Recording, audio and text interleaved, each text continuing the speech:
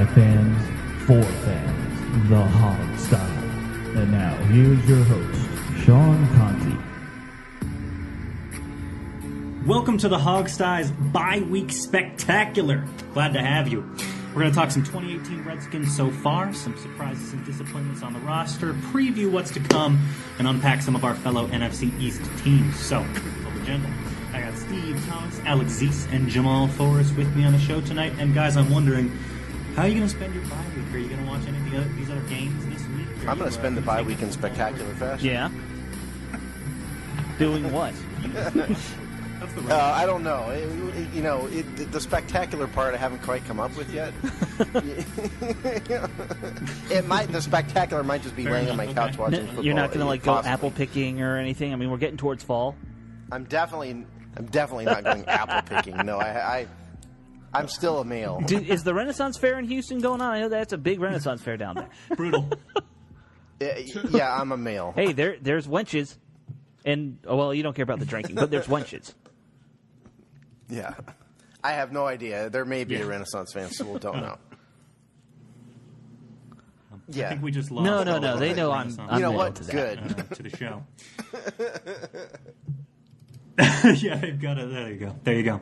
All right, well let's get into it because we can start kind of with the good old Skins in general. We've seen some up and down performances. We've got 3 weeks under the belt, so we can at least talk about some of the people who surprised us and kind of how the team's doing. So, where do you guys want to take this tack? I mean, just kind of general thoughts. Oh yeah, I'd like to start. If we're talking about surprises, let's start with Adrian Peterson. He's the most obvious to me in terms of surprise. Because like Alex Smith is kind of what I thought he'd be, but Adrian Peterson looks like the 2012 version of Adrian Peterson more than he does the old man Peterson. So to me, he's the number one, most obvious surprise. And obviously the big question is, can he keep it up? But to me, it looks like he's years younger.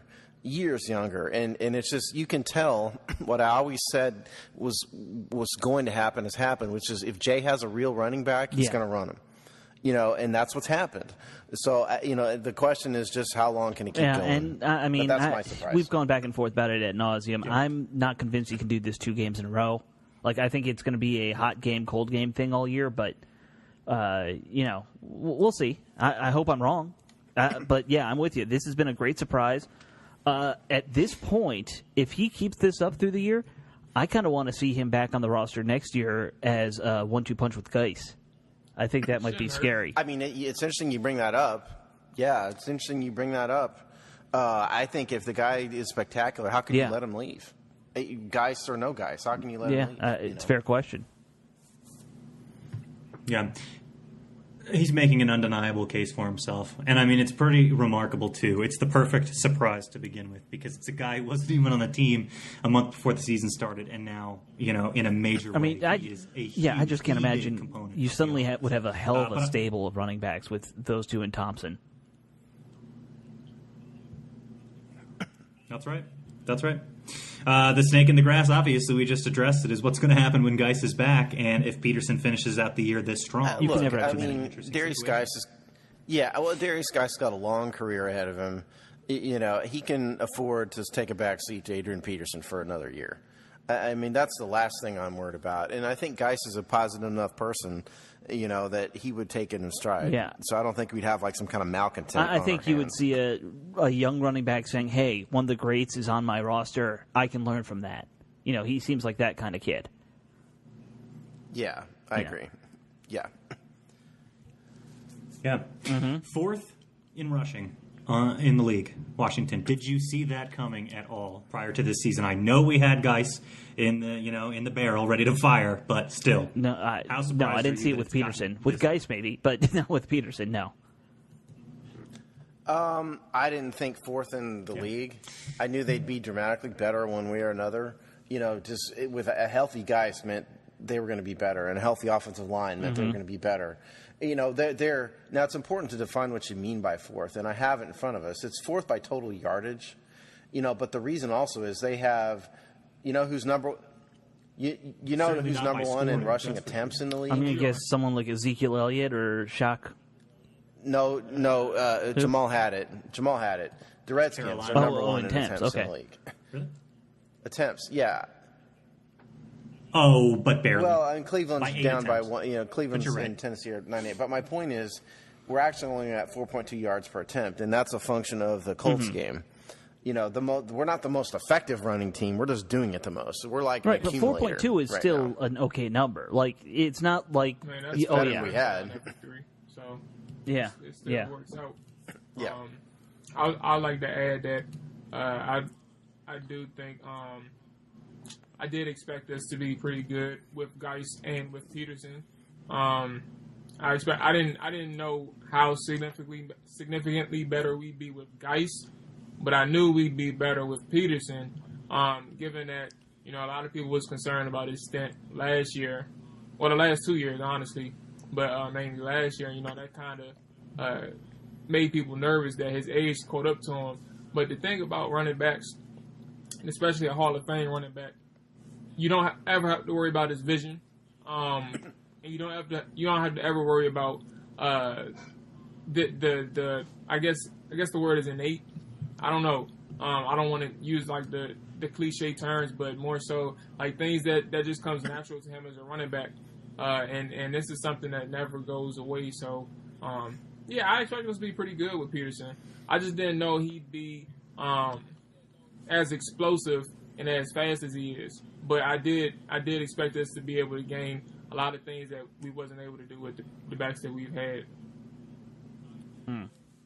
Yeah, I mean, you said it very well, Jamal. And I was a skeptic of Peterson before we signed him. And the reason I was a skeptic is, I'm looking at a 33-year-old and thinking, how can he possibly be effective? What I failed to do is failed to take into account how much of utter freak of nature Adrian Peterson. No, I'm serious. Yeah. He's an athlete. Did Right. you guys see the video that he was circulating of him jumping up on a box with a 95-pound Yeah. weight bar, Yeah. on his back? I mean, that's just crazy. That's insanity. And so I underestimated just how much of a freaking nature athlete he is. Because you're right. I mean, the vision doesn't go anywhere. It's the burst and the agility that go. And he seems to, if he's healthy and he's used right, it seems like he's kind of 90% or whatever the number is. Yeah, of he his doesn't have old that self. breakaway speed he used to have quite anymore. But Yeah, he can still get you 30 yards. I definitely think he's still in the I'll 4 take it. 5s for whatever it's worth. I Still personally good. think. Probably, top speed, yeah. Exactly. No, I'm not saying he's slow, Yeah, but I was just giving my guess. I just think that's Yeah, what yeah. I think he is right now. yeah. The cuts he makes off that line would snap the average man's ankles in two. I Yeah. like it. Well, He if still anybody makes out like a there top 10 wants to yard study him more, go back and watch this last game. Who did we play? Against the Packers. Because if you watch what he did against the Packers, this was not a case of Peterson just running through humongous holes. Although he did do that This is at a case of him. Yeah, he did. He did at times, but there were Yes, many yes. runs. If you watch it, slowly and carefully, you can see him making decisions on a dime, cutting on a dime, spinning, doing all kinds of things to create yardage. I would postulate that if we'd had either Rob Kelly or Samaje Perine making those runs, I mean, look, they would have Chris had Thompson 60 yards. And ain't nobody can do Yeah. what Yeah. Peterson does in comparison. Yeah. Nobody on this roster can do that. Right. Chris Thompson's a unique type of running back. It's not the same thing. I'm trying to find it. I have 9,000 tabs open, but I had this stat pulled up somewhere that's awesome, which was that I think, and don't quote me on the exact, but it's close to this. Redskins are ranked, I think, 5th with 2.1 yards in terms of yards you get before initial contact in the running game. So that does speak to lanes and holes being open. If you're doing well league-wide in terms of how many yards you're getting before anyone even touches you. I think that speaks to the cuts. It speaks to the offensive line being able to get a job done at least 2 out of these 3 weeks. And we've said it without necessarily saying it, but the most important thing is having a running back that complements your offensive line. And over the past few years, you had adequate play at the running back position, but you didn't have a Hall of Fame running back who can, be as good as your offensive line in the backfield. And he helps them out when they mess up. Brandon Scherf, had one of those plays where it was, I think he completely whiffed on the block, but Peterson took it for 40. Yeah. And, it's just things of that nature. Even in the Arizona game, you've seen it. And in Indianapolis was weird. We all know that. But, it's just to have a running back that complements your offensive line is a very good thing. Yeah. Yeah. Hell yeah. Amen. Let's talk about some other surprises. No, let's stick with offense because I've got a off-the-wall surprise. Right. Okay. Tony Bergstrom. Like the sound of that. Okay, yeah. Tony Bergstrom at center. I got to be honest, when Laval goes down, and then we hear that the solution is to move Rouillet to guard, okay, I can live with that, and Bergstrom at center, that made me nervous. But, again, I thought when you watch the film of the Packers game, it wasn't perfect. Yeah, it wasn't perfect. He did miss some blocks, but overall, I thought he played well. And it made me wonder if maybe the long-term solution here at offensive line is exactly what we saw. See, I don't know about long-term. Maybe they don't. I'm going to pump the brakes on that because, one, I think Rouillet is much better at center than at guard. Rouillet is a very good center. And at guard, don't get me wrong, he played well, but I don't like the idea of switching to a guy who's not going to know all the play calls and all the, calls he has to do at the line like we did last week. I think long-term you need to move the center back to center. Center, to me, has always been the number 2 spot on the line behind left tackle. But I do think, Bergstrom played well. I wonder why they didn't just put him in at guard, though. That's the thing I've never quite understood. Because he sucks at guard. Is he just not good enough, big enough, or what? Well, he's ahead. the interchangeable one. He can play center and guard. Bergstrom plays one position. Yeah. It's like what's his name? Jerion Christian. He's a swing tackle. He can't fill in that guard. So it's just like the certain thing that people can do. Christian can play left tackle or right tackle, and the same thing with Rouillet. He can play center or guard, but Bergstrom can really only play one position at a high level for him. Yeah. Rouillet is a better guard than Bergstrom is as a guard. That may be true, but I think also Rouillet is a better center than Bergstrom is a center at the same time. Well, yeah, no doubt, but you're talking about maximizing available talent. And I'm not saying they shouldn't go out and buy, spend a high draft pick on a guard next year. They should, because you can never have enough linemen. But I just mean for right here and now, maybe the answer is just to pretend Sean Laval's injury is much worse than it is. Or just bench him. Or just be done and just bench him. Yeah. Man up, and bench him. Pull the trigger and get it done. Yeah. Yeah. I kind of agree. Seen a lot of chatter about that in this past week, about those two. So that was a perfect surprise to bring up. I got a disappointment. Let's get a disappointment right off the bat. Alex, and my disappointment is Alex Smith has no chemistry with any single wide receiver, it feels like, at this point. And that's a big disappointment to me. I was wondering if anyone was going to make It's not even Smith's deep pass. It's deep pass ability. You got to have one wide receiver who's making 4 or 5 catches a game, and we don't really feel like we got that. Yeah,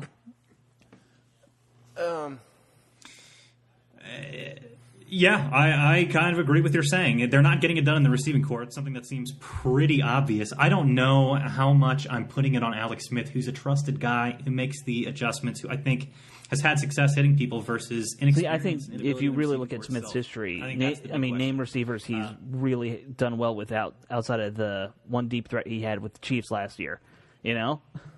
Look, the 1 year. Yeah, that's fair. I was going to say outside of the 1 year, that's a fair point. But better chemistry. First of all, there's history of this. The 2014 Chiefs did not have a touchdown to right. the Now wide give him credit. receivers At least Crowder has that touchdown. I think Crowder has 2. Yeah, but yeah. There you go. Yeah, that's exactly right. As what? This is kind of Alex Smith. I think he's not necessarily avoiding the wide receivers. He's not. I don't think it's that he doesn't have chemistry.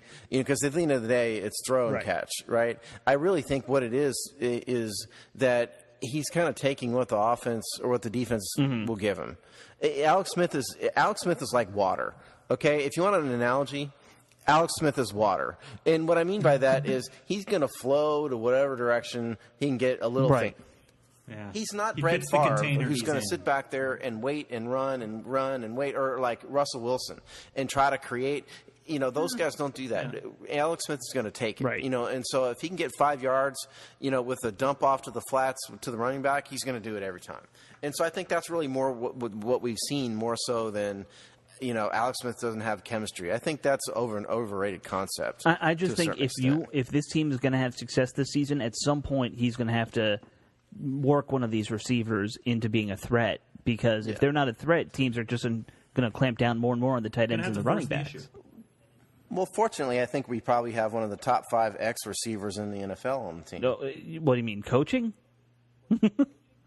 No, I'm just joking. I just wanted to see the reactions on everybody's face when I said that. Yeah, totally. I was going to say, Ike Hilliard was never a top 5 receiver.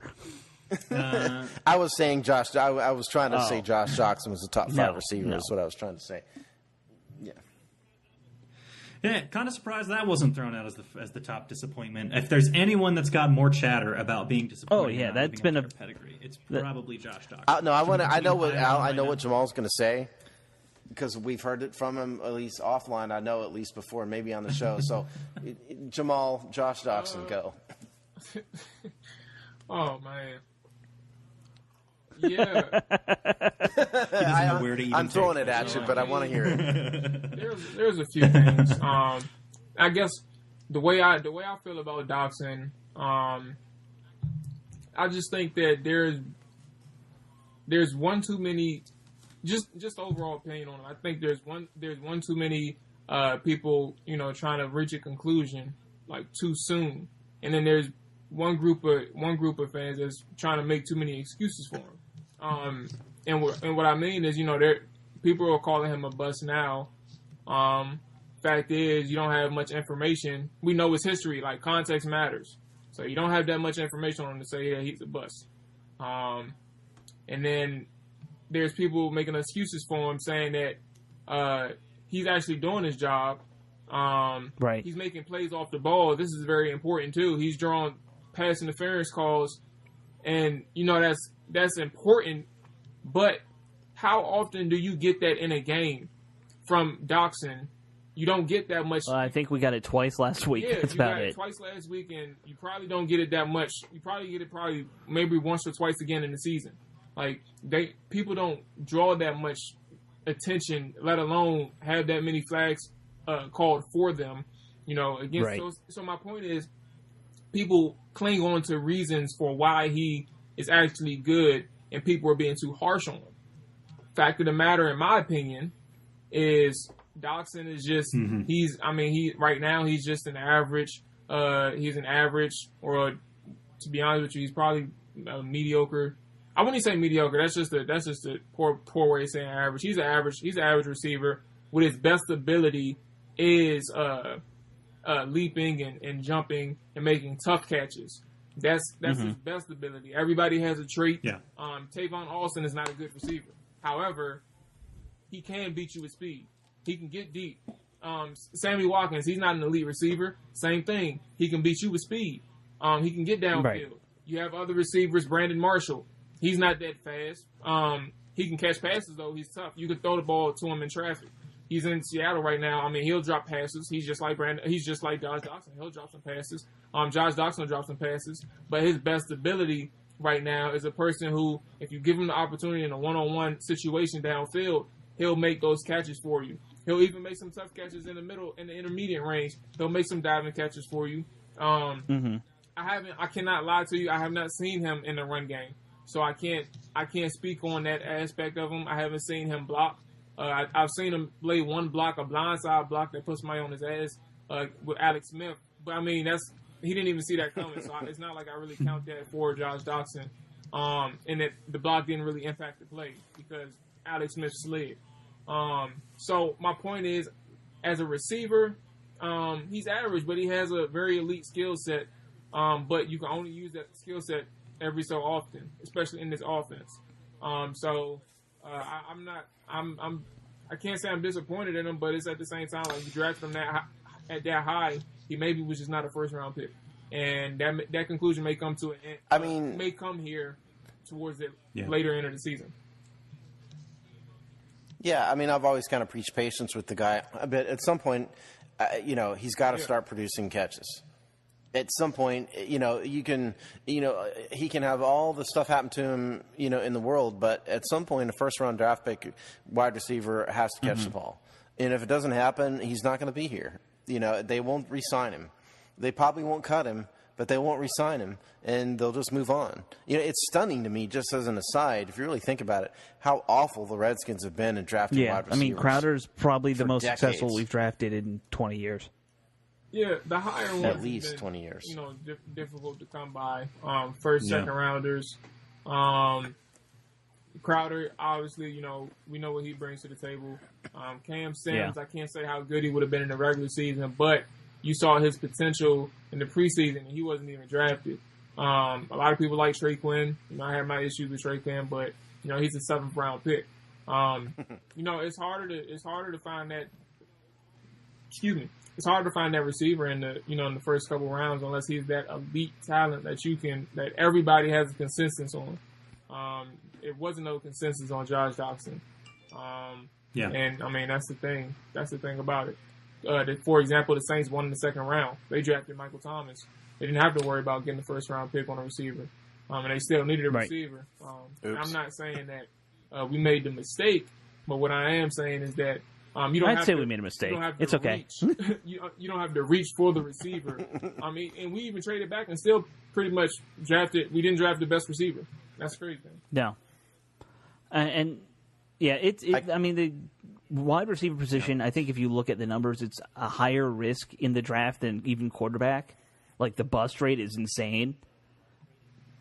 Well, you know why? Here's why. I mean, having played wide receiver, at least at a lower level, but, at least at the high school level, it's a way more technical thing than you might think. No, it's not just go out and catch. It's not, offensive line. Yeah, and an offensive line, at the end of the day, yes, there is technique and all that. But at the end of the day, it's kind of elephant versus elephant, and the bigger elephant's going to win.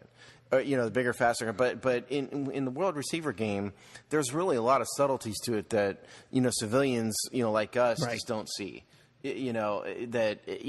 Most people who are average, NFL fans are going to watch these guys run down the field. And they don't really know, but there's a lot of intricacies that go into being a receiver at a high level. And I don't pretend to be when I was a wide receiver at a bad one at a low level. Right? I'm not saying I know these there's things. Head movement involved. There's Yeah, there's the way you make your breaks. You kind of have an inherent sense of how to kind of juke and jive these guys. How to make your break off the line. And those are the things we can tell you about. And we're dumb. Yeah, and that's why Terrell Pryor wasn't a good receiver. He's been a quarterback his whole life. That's why I think a lot of these wide receivers bust. I'm surprised, Jamal, that you didn't mention the person you're actually related to by blood when you were going over your list. What I will say is one of the most technical receivers out there, now that you brought him up, is Ryan Grant. He is a technical receiver. He's not a person like Josh Doctson who has an elite trait. He just does everything well. So, I mean, if you want to look at a guy that's young, he's not polished by any means. Ryan Grant does the many things well. And he's still developing. He's not, obviously, Steve was playing, but I do like the type of receiver that he is. Nothing special, but at the same time, he's consistent. So, it is what it is. Sure. Yeah, and he's not a Redskin anymore. I don't care. So, I'm following his career. For the next 2 or 3 years, right? Until it's stick to your guns. He has one more contract in him. Oh, Alex, you brutal man. He's gonna get to like a Pro Bowl, and we're never gonna hear it. The end of it from Jamal when that happens. I hope it does happen at this point. We've been ragging on him long enough. We deserve this. Let's talk about any other surprise disappointments on offense before we shift over to other disappointment I would put in there is the fact that our offensive line is already starting to get beat up, and Laval's going to be out for a while, which shock, right? And but the fact that Trent is getting surgery over the bye week, Yeah, that's not a positive development. No, and I mean we knew he was beat up and he was wearing a ice pack on his leg in practice every day, but this is bad. It's pretty early to start that, though. Even for him. I got one thing, and I'll be quick with mine. True. Just overall for the offense, I just don't like how they've been playing. Well, I shouldn't say how they've been playing, how lax they've come out in the second halves. And a lot of people argue that, we have leads, and some people may disagree with me.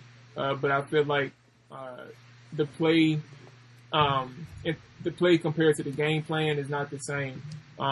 They make a lot of mistakes in the second half. Sometimes they don't sustain drives. Sometimes that helps in the long run, it doesn't matter because the defense is giving up only 6 points per game in the second half. But at the same time, the offense does have to do themselves some favors overall because there'll be a situation where you only score maybe 13 points in the first half. However, if you can't sustain anything in the second half, a team that hasn't scored a touchdown in the second half at all, it does not look well for future games, and that's something that's important. So, second half performance is something that I was disappointed in the first 3 games. Yeah, fair enough. Fair enough. Good note. All right, let's talk a little defense, guys. Surprises, disappointments, standouts on defense. Yes. Anybody got a big standout for me? Quentin Dunbar. All right. This dude is a stud. He's far better than anybody thought he would be. That might not be is he our true. best corner He's right far now, better. you think? I think he is, and he's also ranked pretty high league-wide. In fact, I believe it's number 5. I don't know what stat you're measuring that by, but, it's safe to say... Okay, well, PFF rankings are totally valueless. It's a complete fraud on mathematics, and anybody who's paying attention to them needs to have their head examined. It's a complete fraud. So I don't put any stock in him. But the point is, I think Dunbar is surprising at how good he is. I'll leave it at that. Yeah, but do you think I need to watch more film of it before I can decide. All right, Jamal, you don't have in Hall. What do you think? Yes or no? I think. He's hemming and hawing too. Don't. But at the same time, I'll just stick with Dunbar. I'm not even going. I think Dunbar's better. I was gonna think. I was like Norman's not that bad, but I think it's kind of easy for a lot of people to say they're getting sick and tired of Norman. But that it didn't look good for him to be jogging, giving up that 70-yard bomb or 60-yard bomb, something like that. So something like that. So I'll just leave it. I'll just say Dunbar. Amen to that, my friend. I hemmed and hawed on a little bit because Norman is very experienced. He does know how to play. He just hadn't looked that good. But I don't know if I'm willing to say that Quentin Dunbar's a better corner just on the basis of Josh Norman having a kind of a block 3 games. That's fair. But the first 3 games. That is. That's what I thought the assumption. The question is, who's the better off the first 3 games? And I think that Dunbar's been. Yeah, that's what we got. Dunbar's been a little. He's got the edge. That's right. I think I feel that way just off. It's not even just in comparison to Norman. I think he's been the better corner on the team. So that just speaks for me. And by the way, on that 70-yard touchdown to Geronimo Allison that we gave, I've been around and around on Twitter about this all week, and I still am going back and forth in my head as to who was really at fault there, on that play, because it looked to me, looking at it, that it looked to me like they're in quarters. Like they were playing quarters, such as cover 4, and if that's the case, then Norman definitely should have gone deep with the corner, I think, and certainly not just given up on it. But on the other hand, you had a deep safety who got fooled into coming up. Yep. So yes, that is what happened. He jumped that. I'm not even going to lie to you. Confused in the sense that Swearinger made public statements saying that the coverage, their specific coverage on that play was the cover 4, but in this instance, the defense and the coordinator asked for an aggressive cover 4, which means DJ Swearinger is taking anything underneath, and either way, Norman's supposed to get back. So if that is the case, yes, I agree. But at the same time, a lot of confusions to be made. Is it really Norman's? He speaks his mind too, so I'm just confused. But it was just weird for Swearinger to go out in the public and say that. But that's what's said about it. That's an official word from a Redskins player that was involved in the play. Said Norman was supposed to get back. That's interesting. Because I went back and forth with Mark Tyler of Hogs Haven about it, and he thought, looking at it, that it looked like cover 3, originally, sure. With the with the way the formation was, and if it was cover 3, then Swearinger definitely should have been deep. But the point is, I think on that play, no matter what, it was poor communication. Yeah, and I actually forgive no matter what that happens, it was play terrible a lot communication. more than some of the other little things that you didn't see Norman doing that he usually does. Getting in there and tackling a running back. He was pulling up a lot more on those kind of plays last week, and maybe he was just having an off game. But it was not the Josh Norman we hoped for. Yeah. Another surprise? Go ahead. Yeah, I was going to say, actually, Steve, Mason Foster. Is this a surprise to anyone or not? Guy was injured a lot last year. Didn't get to see very much, but was pretty impactful when he was in. Now comes in, I believe he's the tackle leader so far. Kind of all over the place on the defense. Is that a surprise to you guys? He's a solid pro. I think he's a quality starter. I mean, does he have the physical traits to be elite? Maybe not, but I think he's a solid smart pro. Dude. Doesn't surprise me at all. Every time we've gotten the chance to talk to him at training camps, he's always come off really, he should be the guy calling plays on defense, and I think he still is. So, it's good. He's working out for the team. Yeah. There you go.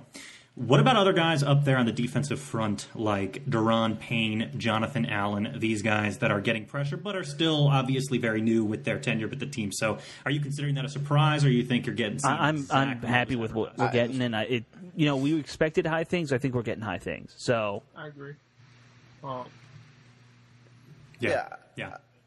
Yeah. I'm with you. No surprise there, but beautiful. I mean, they're not flawless. Solid play. I think they've done very well. It bodes well for the future. But let's not pretend that these guys are top 5 or something already. I think as a collective unit, they're up there. Sure. Payne, Ioannidis, and Allen, all three. That's as good of a 3-man front as any 3-4 team has. Well, allow me to throw a number at you. Damn well. The Washington Redskins' run defense. While it is true that we have not given up a ton of yards, we've given up 272 yards, which is 8th in the NFL. But if you go by yards per we've had attempt, some big ones. Yeah, they are 20th in the NFL. And so I think which is incidentally much better than we were last year, which is just atrocious and the worst. So it's a dramatic improvement. But I don't think we're at the point yet where in both phases of offense we can say this defensive front is right now today there. I think Allen and Payne together have looked like studs. I think they'll get there. But I think it's going to take another year before they can really be that. And I agree, but and at the same time, I'd also say I think we're still doing a lot of the 2-man line fronts. You know what I mean? Like with them and then the outside linebackers playing more like D ends. Sorry, the nickel packages. Yeah, a lot of that nickel package stuff. And I'm wondering if that has something to do with still giving up way too much in the run game. No, it's a fair thought. Speaks more to the scheme. Another surprise, I think, for me is Matt Ioannidis. He's looked like just an absolute monster. Did you guys see his sack against the Packers? He just basically tossed Brian Bulaga around like a rag doll. Pushed him right into Rodgers. And just kind of, it just like threw him right into Aaron Rodgers. Very impressive. That dude looks like a beast. In spite of the fact that he went to Temple, he still looks like a beast. Hey, everyone who goes to Temple looks like a beast. Oh. Even the women, especially the women. Oh. You're gonna get us. You're gonna get some female hate coming at us. No, but anyway, so that'd be my big surprise, my positive surprise on defense. Beautiful. I like it. Well, we're at 35 minutes. We've still got to unpack the NFC East teams and maybe do a little preview. Do you guys want to throw out any other surprises or disappointments? Zach Brown disappointment. Okay. I think he hadn't looked that good. Yeah. Just because he's not. Yeah, I mean, he hasn't. I think there's been times when he's been in the wrong gap, doing some things that I think scheme-wise he probably shouldn't be doing. I don't know why that is, but I've seen that, and I think the obvious one, obviously, is Josh Norman. Yeah, we kind of talked about that. So those would be we talked about that. Yeah. Fair enough. Okay, well, let's shift on over. Let's talk a little NFC East teams because we've got matchups coming. I believe with the Cowboys first, right? So, actually, you want to start with Dallas since it's our least favorite driving sports the bus, man. on the face of the earth? Let's do it. Let's talk a little Dallas Cowboys. So, this is actually kind of a funny one. I was talking to Alex right before this. I feel like, interestingly enough, the Cowboys and Eagles are a little worse than I thought they were going to be heading into the season, and the Giants are a little bit better. But since we're talking Cowboys, my goodness, what's going on with the Cowboys offense? Total collapse, inability. Maybe we can start with Dak Prescott. What are the natures? Dak Prescott sucks. And he always did suck, and he's going to keep sucking. I think Dak Prescott was benefited tremendously by Ezekiel Elliott's just incredible rookie year. That took a ton of pressure off him. It was true that year Dak did have a lot of air yards, meaning he was throwing the ball downfield a lot. It wasn't like a bunch of screens and dump offs. But when you have a rushing attack like they had that year, that takes a ton of pressure off of the passing game. And Dak was a beneficiary of that. I think what you've seen from Dak this year is that he's just not developing. He's not developing into a guy who is a pocket passer, who can go 1 read, 2 read, 3 reads, go, boom, done. That's just, he can't do it. And I think that the Cowboys are going to regret going all in on Dak Prescott. They might not. 9 consecutive games under 200 yards. And if I were also going to point out another issue with Dakota Prescott, it's that, Dakota. I just like to point out this is a man named Dakota, which if you know your state names going to people gender wise, Dakota's a girl's name. Let's just be honest. So. And I'd like to point out that his name is actually Brain Dakota Prescott. True. That's his name. The man's name is Rain. Let's just say his parents wanted Prescott. a daughter. What can you say? It's fine. Yeah. Well, so anyway, I would also say one of the issues is they've just given up on giving him weapons in the passing game, which is, did they think that he was going to do this on his own? Like he's that kind of quarterback? I mean, yes. I guess so. It's run, yeah. To fire their head coach. Mm-hmm. I mean, for the sake of me being a Redskins fan, I would like for them to keep their offensive Jason Garrett, yep. I would like for them to keep their head coach. But, I mean, if I was playing for my job as a GM, keep them forever. Let them go. Mm-hmm. I think Alex has brought up a good point. There's no weapons. Cole Beasley is the only competent wide receiver they have. And as much as I hate the Cowboys, I like what Cole Beasley does as a slot receiver. Don't get me wrong. Oh, he's a punk, but he's a good quality receiver. Tavon Austin, as Jamal said, his one skill is he can run fast, but other than that, he stinks. Rod. I mean, what can you say? I mean, they've got Terrence Williams. If you're hitching a boat to Terrence Williams, you need a new boat. And so they've got Ezekiel Elliott, and then they lost their security blanket. Jason Witten is now a bad announcer. And they lost their scapegoat in Des Bryant. Nice. Yeah. There you go. That's right. They can't bitch about that anymore. In terms of Prescott, he holds on to the ball so long, and because they have no receivers, he doesn't develop. And he just eats sacks all day, every day. That sounded dirty. But they are one of the most sacked teams. I believe he's one of the most sacked quarterbacks. I think Russell Wilson might be up there too. But, we should be able to hit pay dirt rushing against the blitzing against the Cowboys. I would really Dallas Cowboys have been sacked in 3 times games this year. That's a pretty big number. There you go. That is in 3 games. Who's been 5. The Giants have been sacked more. Well, the Giants have 12. no Cowboys great line yet, still. So no, we'll get to that. Yeah, but we'll get to that. Yeah. So the bottom line is, I think the Dallas Cowboys offense is, as Jamal said, is predictable. There's very little talent, really, once you get past Elliott. So, I think they are far worse than all the, biased announcers. Let me ask you guys this. Just put on your pretend defensive coordinator caps. Do you go into a game against Dallas just trying to destroy Prescott and their whole passing game, or do you really key off on Elliott? Heck no. You stop Ezekiel Elliott. Yeah, I more or less concur. I think he is the offense, and they're actually one of the few teams that are ranking above us in that crazy stat I mentioned in terms of yards before contact in the rushing game. So their rushing game is actually still pretty good. I think you've got to limit that. I'm not as worried about their crew of nobodies in the field at all. Yes. Defensively, though, that's a gnarly team. What are we thinking about Dallas Cowboys? What I'm thinking is that Sean Lee just had his annual injury. There's that.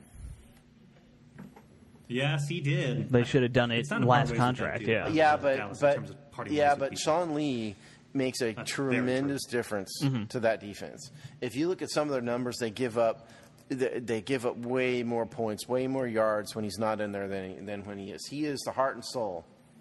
He's worse than Jordan Reed, dude. He's worse than that. He's like the same caliber guy, but he's almost. I hear you. I'm just saying that dude is the heart and soul of the defense, and he's out again.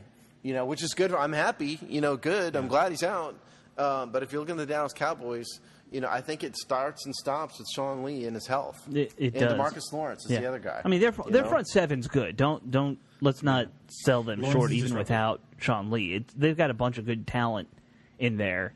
The one nice thing is I feel like when Gregory's playing, you're guaranteed at least one personal foul now every game, right? He's kind of a mess of a human being. He basically gave the Seahawks a free field goal, didn't he? Yeah, he did right before the half. Yeah. I believe so. Just continuing with the defense, it's definitely true what you're saying about that rushing defense, and the guys up front. But I'll just say too, they held OBJ to 50, I think it was 50 or 40 yards, or under 50 yards at least in that last game. So they're getting it done at cornerbacks and safeties too. I think the whole unit is actually playing pretty well, despite the fact that they have a couple. Yeah, I mean, don't misunderstand me. I mean, it's a quality defense. All my point is that statistically, if you look at what they do, they are much better when Sean Lee is in there and healthy. That's all I was trying to say. Oh no, absolutely. And I think there's a lot of parallels to how Dallas and Washington are built. Really, if you look at it, they're built on a defense and a running game first these days. And we don't have any superstar receivers. Ours are probably a hair better than Dallas is, but we've got Josh Doxson. He's a superstar. Jordan. No, I was going to say Jordan Reed is probably better than anything they have, but Jordan Reed and Sean Lee have, they go to the same doctor. Yeah, they must. They have rooms right next to each other in the hospital, I think. Yes, they do. Permanent wings. All right, fair enough. Anything else you guys want to mention about Cowboys before we? The only thing left to say about Dallas real fast is that they have had a fairly tough first couple games. They played the Panthers and the Seahawks. And granted, I know the Seahawks. They're not the Seahawks of a few years years ago, ago, but they're still good. No, but they're still a quality team, and Carolina's a quality team. So it's not like they've played a bunch of chumps. They haven't played the Cardinals, and they played the Giants, who've been better. That is true. And it's still an NFC East team. So it's not. Don't write off the Dallas Cowboys completely just yet. I'll write them off. I like it. Fair enough. There you go. I like it. Jamal's unconcerned. I like it. All right, let's talk about the defending Super Bowl Eagle Wiggles over there, guys. Interesting team going on there as well. Like I said, I actually think they're just slightly a little bit worse than you would have expected them to be going into this. But anyways, I think that is the big headline, right? I mean, if you're doing what you and I do, Sean, which is we kind of watch the highlights before we come on, to do a podcast. You kind of have to throw the first two games out now that Wentz is back, and it's a totally different team. I think that's right. He's probably not 100% back health-wise, but that guy can run around. He's breaking tackles. He's going to be a real threat and especially we don't play them until the end of the season. He'll be 100% by then. I mean, here's the thing about the Eagles. The Eagles in the first three games have been mediocre in terms of what they've produced on offense statistically. 59 points, which is in the bottom 10, of the league. Their passing offense mediocre. Their rushing offense, they're Yeah, I mean they're higher. rushing for 4.1 yards per game. You know, they haven't produced a ton, but they haven't had their guy in there. You know, but that having been said, you know, Nick Foles took them to the Super Bowl. You know, I mean, Kean Fahey, who now hates us, I remember distinctly him bashing Nick Foles when we did that interview with him. You know, which is probably fair. I think Nick Foles is probably an average quarterback who's just on a good team more than anything. I think what I can say about the Eagles is they've underperformed this year. They've looked like they've kind of been in a malaise or something, you know, this year. So I don't quite know what's going on with them. You know, they play the Falcons, good team, but they've had the Bucs and the Colts. Well, and the Bucs have been hot. Let's be honest, though. Well, yeah, that's been a surprise. That's going to kind of throw me off this year, actually. The Eagles have an excellent offensive line. They're kind of like the Cowboys and the Redskins in that the passing game is lacking because they have a bunch of okay guys. I'd say overall but I would say anybody? Exactly. Aguilar. Well, Zach Ertz is the guy. You know, they throw it to their tight end the most. Zach Ertz, the tight end, I remember I seen the stat. I want to say it was on Pro Football Reference, but there was a percentage in which position group, which team throws to the position group the most, et cetera, something like that. And the Eagles had the highest percentage to tight end. So, yeah, there's no question that Zach Ertz is their guy. Go ahead. Well, yeah, I can tell you just eyeballing the numbers here. I mean, they've had 119 pass attempts on the year, and Ertz has 33 of them. Dallas Goedert, who's another tight end, has 10, and then the third stringer, Josh Perkins, that's over 10. half, so basically. Of the 119, they have 53. It's not quite half. It's 53 of 119, and so the tight end group is taking, what is that, about 45%. That's insane for one group to get that. But I mean, their wide receivers don't necessarily scare you, but none of them are inept. It's not like we were talking about with the Cowboys, where, like, literally, I feel like if you're playing the Cowboys, you could leave the receivers uncovered, and you still would do okay. The Eagles, it would be fine. Yeah, they're better than that. Right. They're all they're better than decent. That. They're more solid guys than that. That's fair. I mean, Nelson Aguilar is their head, they're probably their most talented wide receiver, I think. I just think as a general rule, they're the Super Bowl champs. Yeah. God bless them, but they've just been mediocre. Comparison it could be a to Super Bowl hangover kind of thing. Let's hope. The fans of the city of hate, deserve nothing more. Right. I kind of feel like the key to beating them in a way is the same key that it was to beat Green Bay. I think, you got a guy who likes to scramble around and move around a lot in the pocket and wait for things to develop. I think if you could take that away, you can beat the Eagles. So I think the Green Bay game in a way. I mean, Carson Wentz and Aaron Rodgers have a lot of comparables, so that does make sense.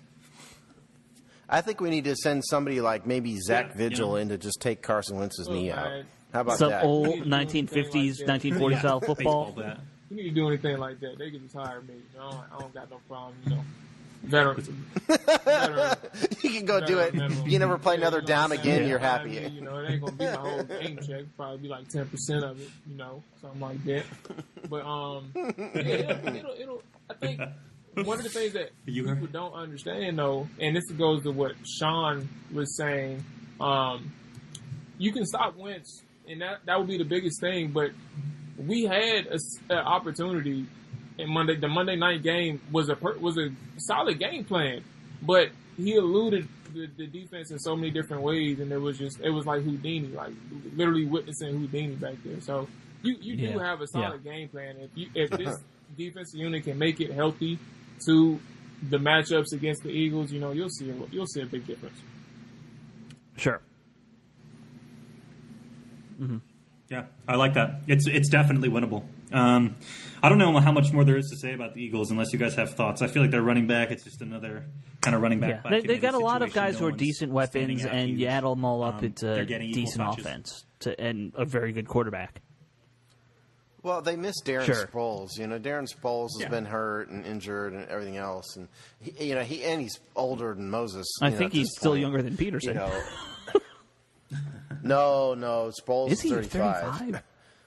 Yeah, Wow. he's 35, and so Darren Sproles does a whole lot for the Eagles offense. He really does. And when they don't have him, it's kind of like the Patriots not having Julian Edelman. He's kind of this. Yeah. Yep. It's a foundational part. Oh, fair enough. All right, let's talk about the G-Nats. And I got to tell you, the Giants repeatedly every year are just... I just don't care. God, I hate the Giants. And I hate them more than I hate the Cowboys. And it's a weird thing about me as a Redskins fan. But just no interest the whatsoever. funny thing about the Giants to me is every year for the past 6 years we've been hearing, this is going to be the year they bounce back. This is going to be the year they finally got everything Eli needs. They finally got the Dave hands. They got nope. That's how it goes. Every year it's a lot of Giants. Nope. Every year. Oh, well. Yeah. I mostly agree. I do think better be. They drafted a little better a stud running back this year so far. Yeah. Well, they drafted a guard in Will Hernandez also, who is I think you guys remember I really wanted us to board. somehow get Will Hernandez. Yeah. Yeah, I do remember that. And listen, Barkley has lived up to his billing for the most part. He's averaging 4.7 yards per attempt. He's had 21 receptions. He's kind of been everything that they hoped. No question.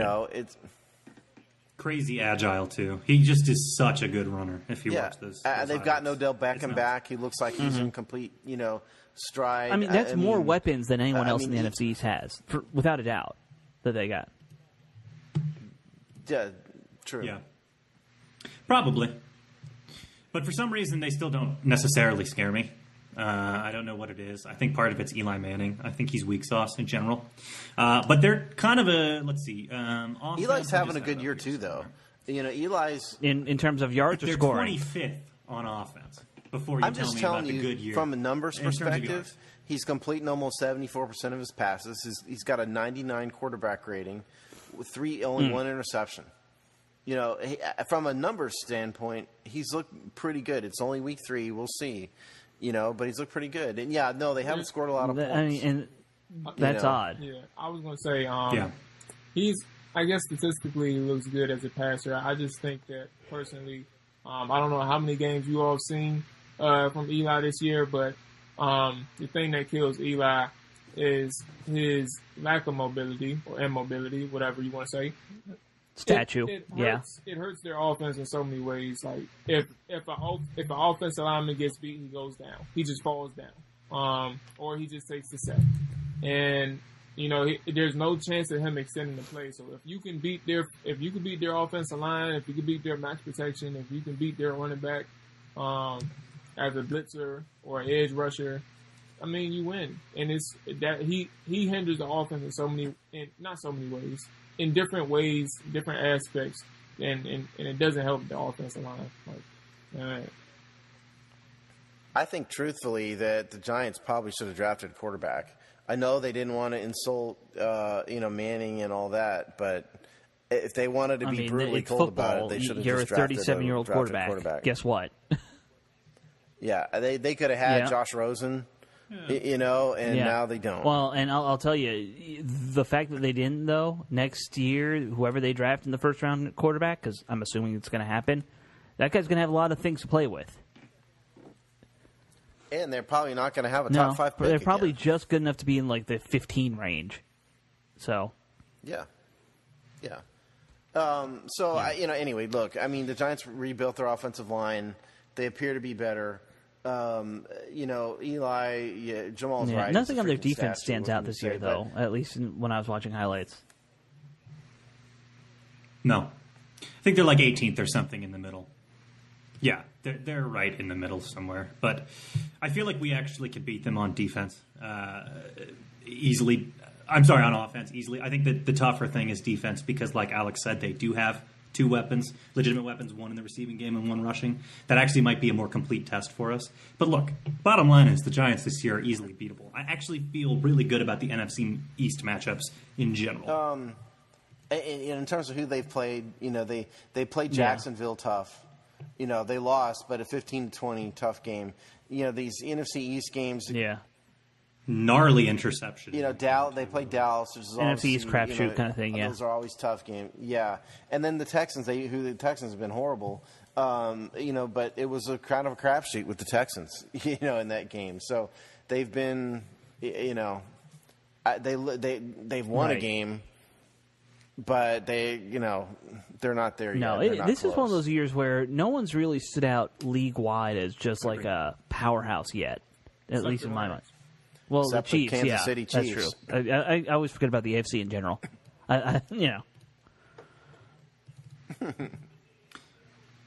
It's the unfortunate thing about doing this show and the bye week being so early is that there's just still so much that needs to take form, and teams are still showing their identity. So it's all going to clarify. Frankly, we'll have a better idea after this bye week weekend than we do now. Yeah, true. Yes, true. I agree. That will clarify things a lot. Okay, so that's the NFC East. What do you guys want to do with the few minutes we have left? Do you want to preview the next couple upcoming matchups, kind of in general? Any final thoughts on NFC East? Drive the bus, man. Yeah. We're following you, Mr. Leader. All right. Well, we have a major preview coming. Obviously, we have the normal preview episode coming for the Saints game. But why don't we just look ahead in general at the schedule and say in Week 3, what is scaring you the most about the teams we have facing off, and how different are you feeling about your game predictions that we did before the season started? I mean, I feel fairly encouraged that they've run the ball better, and they played the Packers so tough. But at the same time, the truth of the matter is, the Packers were decimated, and they just had a bad game. So I'm still not convinced I'm too far off. We'll see. I hope I'm wrong. They've got what I think is conclusive is that the second quarter is going to be much tougher than the first quarter. We've got the Saints in Week 5 on Monday Night Football, which stinks, because it's the Saints and Drew Brees in New Orleans. And so, the odds would say New Orleans is going to be favored in that game. And so the odds would say the Redskins are going to be 2-2 coming out of the first quarter. But in the second quarter, if you want to preview it, Carolina, Dallas, New York Giants, Atlanta. Those are tough teams. Understanding that division games for the Redskins are always tough. Right. That's a much tougher slate of 4 games than the Cardinals. That's a hope and the you Colts. Come out and go 2-2, kind of 4-game series. Yeah, and if that's the case, then the odds are if they do that, and that's kind of a best case scenario, I think. Then they're going to be somewhere around 500 halfway through the season. Well, hopefully we can beat Cam this year. I'm sick of losing this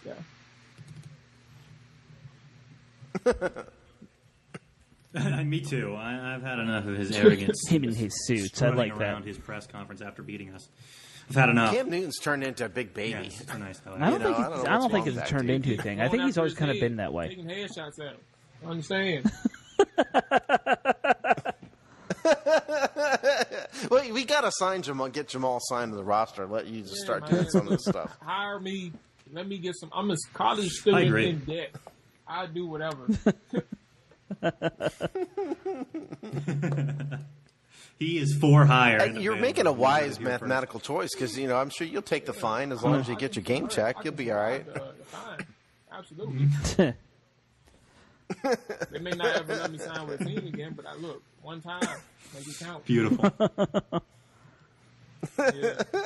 That's all you need is. You're not looking for a career. You're just looking for right now. Here's the point, though. The point is they've got a tough slate of games coming up, and then the second half of the season, is just brutality defined. 4 of the last 6 games are on the road.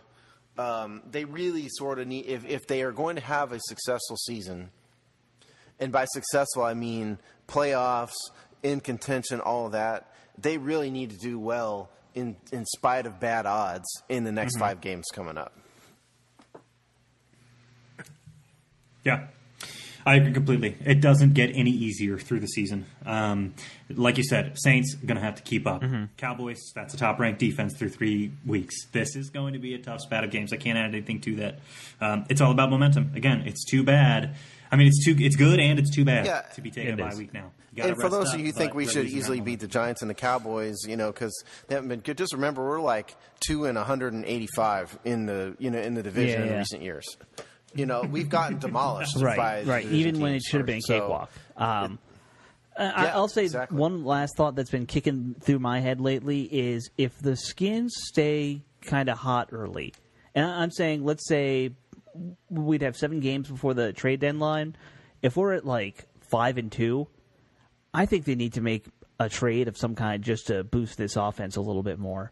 It might be finding one more good lineman. It might be finding a wide receiver who can be a legit deep threat. A receiver. Wait a minute, though. But if they're 5-2, that means they're doing well, and so why would they need to do that? It's like in baseball, Steve. When you're going to make the playoffs, you go get that last stud pitcher. Baseball, there's a lot of routine trades in baseball that just don't happen. They've been happening more and more, though. This is how new teams are finding success. Yeah, but there's just not the same trade deadline kind of stuff. It's been happening more and more. It's 21st century football thinking. I don't think so. Speaking of which, isn't Dallas picking up Earl Thomas, or that's being rumored or something like that? Aren't they snagging him, getting bolster that defense? And then when they finally ponied up, I don't think that's going to happen the now. Seahawks up their price because they took so long. So, oh well. There was also a rumor about Bell to the Packers. I saw. 52. Yes, the Packers. That's right. That was the other rumor. I was actually cockily texting my Packers fan from college friend from over the weekend and just giving him absolute shit. And he said, I knew I was going to get a text from you today. But he said the same thing. He's like, God, hopefully we can pick up Bell because that's... And did you mention... I'm sorry, I got distracted. Did you mention Bashad Breeland? No, we didn't mention that part. But that's also, good for him. I've got a soft spot for Breeland. Right. I hope he works out well until we see him in the playoffs. Yeah, and then he can go kick rocks. Agreed. All right, well, we will cut it off there unless anyone wants to throw any last things out there. But this was our super-duper spectacular show. Steve, we always do the bye-week spectacular, and this year possibly less spectacular than others. And just, we usually have a big interview. We had a technical reason why we could not do that this week. So, there you go. I didn't want to say it all live on the air, People but, can know. Okay.